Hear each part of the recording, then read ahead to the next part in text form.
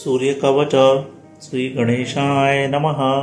याज्ञवल्क्य उवाच सृष्णुस्व मुनिशार्दूल सूर्यस्य कवचं शुभं शरीरारोग्यदं दिव्यं सर्वसौभाग्यदायकं देदीप्यमानमुकुटं स्फुर्मन्करकुण्डलं ध्यात्वा सहस्रकिरणं स्तोत्रमेतदुदीयेत शिरो मे भास्करः पातु ललाटं मे अमितद्युतिः नेत्रे दृढमणिः पातु श्रवणे वासरेश्वरः घ्राणं घर्मगणिः पातु वदनं वेदवाहन जिह्वा मे मानदः पातु कण्ठं मे स्वरवन्दितः स्कन्दो प्रभाकरः पातु वक्षः पातु जनप्रियः पातु पादो द्वादशात्मा सर्वाङ्गं सकलेश्वरः सूर्यरक्षात्मकं स्तोत्रं लिखित्वा पूर्णं पत्रके ददाति करे तस्य वस्गा सर्वसिद्धयः सुस्नातो जपेत् सम्यग् वदिते स्वस्थमानसः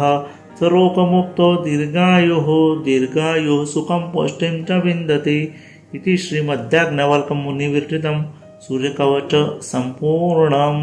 सूर्यकवच श्रीगणेशाय नमः।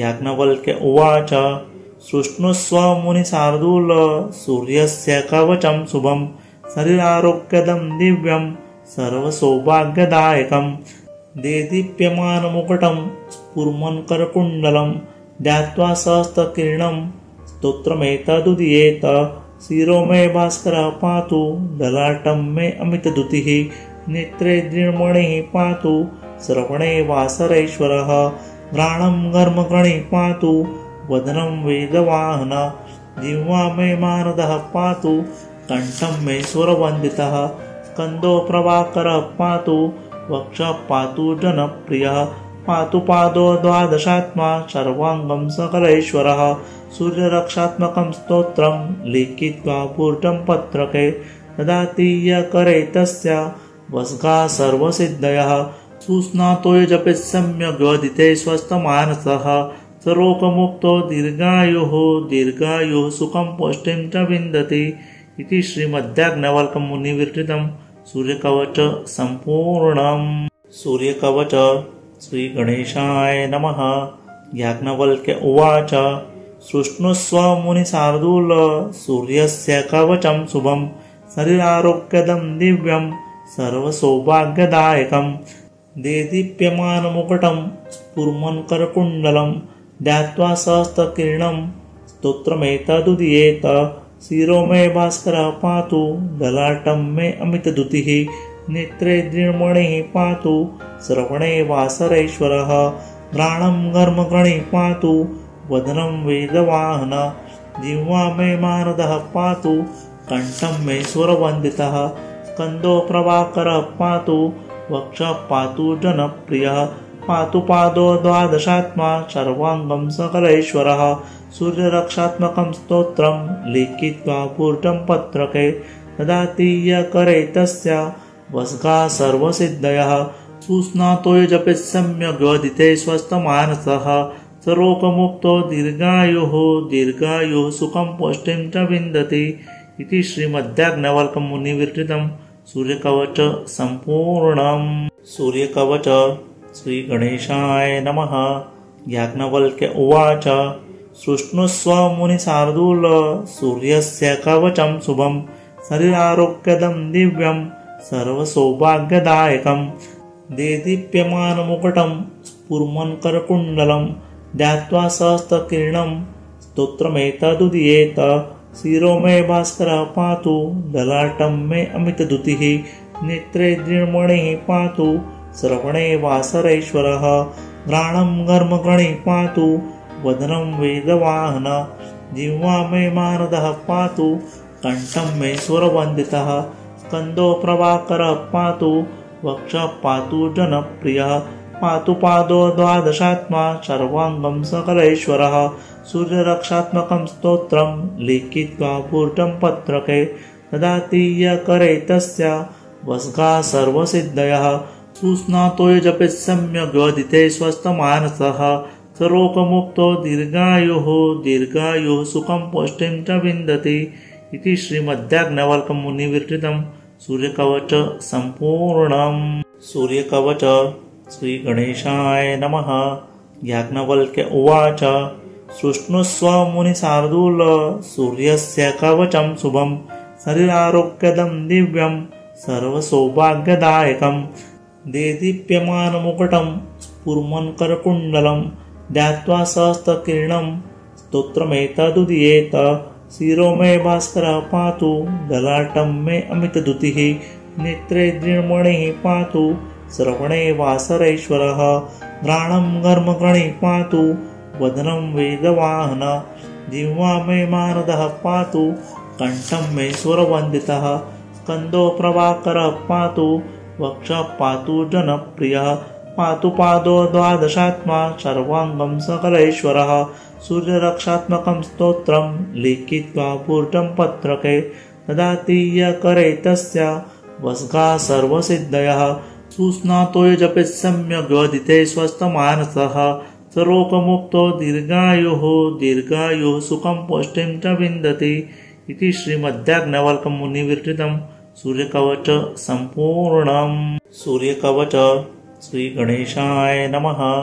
याज्ञवल्क्य उवाच शृण्वस्व मुनिशार्दूल सूर्यस्य कवचं शुभं शरीरारोग्यदं दिव्यं सर्वसौभाग्यदायकं देदीप्यमानमुकुटं स्फुर्मन्करकुण्डलं ध्यात्वा सहस्रकिरणं स्तोत्रमेतदुदीयेत शिरो मे भास्करः पातु ललाटं मे अमितद्युतिः नेत्रे दृढमणिः पातु श्रवणे वासरेश्वरः घ्राणं घर्मगणिः पातु वदनं वेदवाहन जिह्वा मे मानदः पातु कण्ठं मे स्वरवन्दितः स्कन्दो प्रभाकरः पातु वक्षः पातु जनप्रियः पातु पादो द्वादशात्मा सर्वाङ्गं सकलेश्वरः सूर्यरक्षात्मकं स्तोत्रं लिखित्वा पूर्णं पत्रके ददातीयकरे तस्य वस्गा सर्वसिद्धयः सुस्नातो जपेत् सम्यग् वदिते स्वस्थमानसः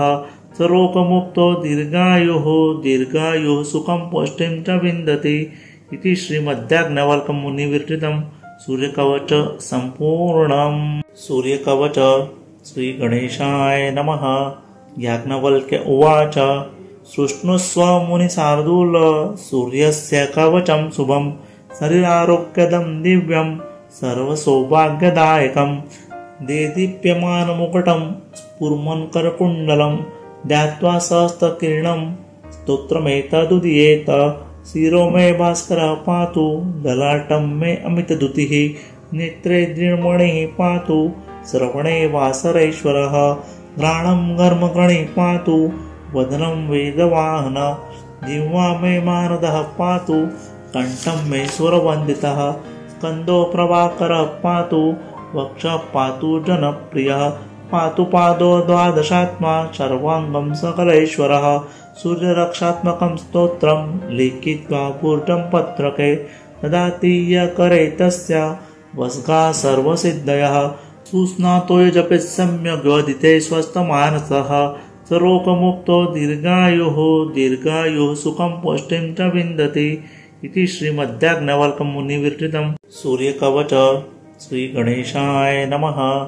याज्ञवल्क्य उवाच शृण्वस्व मुनिशार्दूल सूर्यस्य कवचं शुभं शरीरारोग्यदं दिव्यं सर्वसौभाग्यदायकं देदीप्यमानमुकुटं स्फुर्मन्करकुण्डलं ध्यात्वा सहस्रकिरणं स्तोत्रमेतदुदीयेत शिरो मे भास्करः पातु ललाटं मे अमितद्युतिः नेत्रे दृढमणिः पातु श्रवणे वासरेश्वरः घ्राणं घर्मगणिः पातु वदनं वेदवाहन जिह्वा मे मानदः पातु कण्ठं मे स्वरवन्दितः स्कन्दो प्रभाकरः पातु वक्षः पातु जनप्रियः पातु पादो द्वादशात्मा सर्वाङ्गं सकलेश्वरः सूर्यरक्षात्मकं स्तोत्रं लिखित्वा पूर्णं पत्रके ददातीयकरे तस्य वस्गा सर्वसिद्धयः सुस्नातो जपेत् सम्यग् वदिते स्वस्थमानसः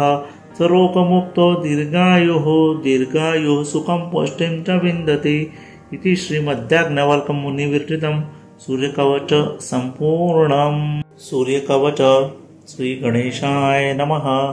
याज्ञवल्क्य उवाच सृष्णुस्व मुनिशार्दूल सूर्यस्य कवचं शुभं शरीरारोग्यदं दिव्यं सर्वसौभाग्यदायकं देदीप्यमानमुकुटं स्फुर्मन्करकुण्डलं ध्यात्वा सहस्रकिरणं स्तोत्रमेतदुदीयेत शिरो मे भास्करः पातु ललाटं मे अमितद्युतिः नेत्रे दृढमणिः पातु श्रवणे वासरेश्वरः घ्राणं घर्मगणिः पातु वदनं वेदवाहन जिह्वा मे मानदः पातु कंठं मे स्वरवन्दितः स्कन्दो प्रभाकरः पातु वक्षः पातु जनप्रियः पातु पादो द्वादशात्मा सर्वाङ्गं सकलैश्वरः सूर्यरक्षात्मकं स्तोत्रं लिखित्वा पूर्णं पत्रके ददाति करे तस्य वस्गा सर्वसिद्धयः सुस्नातो जपेत् सम्यग् वदिते स्वस्थमानसः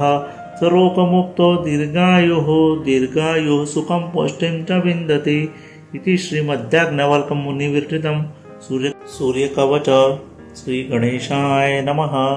याज्ञवल्क्य उवाच सृष्णुस्व मुनिशार्दूल सूर्यस्य कवचं शुभं शरीरारोग्यदं दिव्यं सर्वसौभाग्यदायकं देदीप्यमानमुकुटं स्फुर्मन्करकुण्डलं ध्यात्वा सहस्रकिरणं स्तोत्रमेतदुदीयेत शिरो मे भास्करः पातु ललाटं मे अमितद्युतिः नेत्रे दृढमणिः पातु श्रवणे वासरेश्वरः घ्राणं घर्मगणिः पातु वदनं वेदवाहन जिह्वा मे मानदः पातु कंठं मे स्वरवन्दितः स्कन्दो प्रभाकरः पातु वक्षः पातु जनप्रियः पातु पादो द्वादशात्मा सर्वाङ्गं सकलैश्वरः सूर्यरक्षात्मकं स्तोत्रं लिखित्वा पूर्णं पत्रके ददाति करे तस्य वस्गा सर्वसिद्धयः सुस्नातो जपेत् सम्यग् वदिते स्वस्थमानसः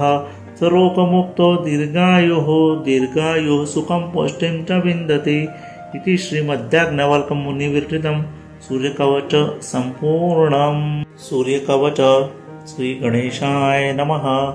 याज्ञवल्क्य उवाच सृष्णुस्व मुनिशार्दूल सूर्यस्य कवचं शुभं शरीरारोग्यदं दिव्यं सर्वसौभाग्यदायकं देदीप्यमानमुकुटं स्फुर्मन्करकुण्डलं ध्यात्वा सहस्रकिरणं स्तोत्रमेतदुदीयेत शिरो मे भास्करः पातु ललाटं मे अमितद्युतिः नेत्रे दृढमणिः पातु श्रवणे वासरेश्वरः घ्राणं घर्मगणिः पातु वदनं वेदवाहन जिह्वा मे मानदः पातु कंठं मे स्वरवन्दितः स्कन्दो प्रभाकरः पातु वक्षः पातु जनप्रियः पातु पादो द्वादशात्मा सर्वाङ्गं सकलैश्वरः सूर्यरक्षात्मकं स्तोत्रं लिखित्वा पूर्णं पत्रके ददाति करे तस्य वस्गा सर्वसिद्धयः सुस्नातो जपेत् सम्यग् वदिते स्वस्थमानसः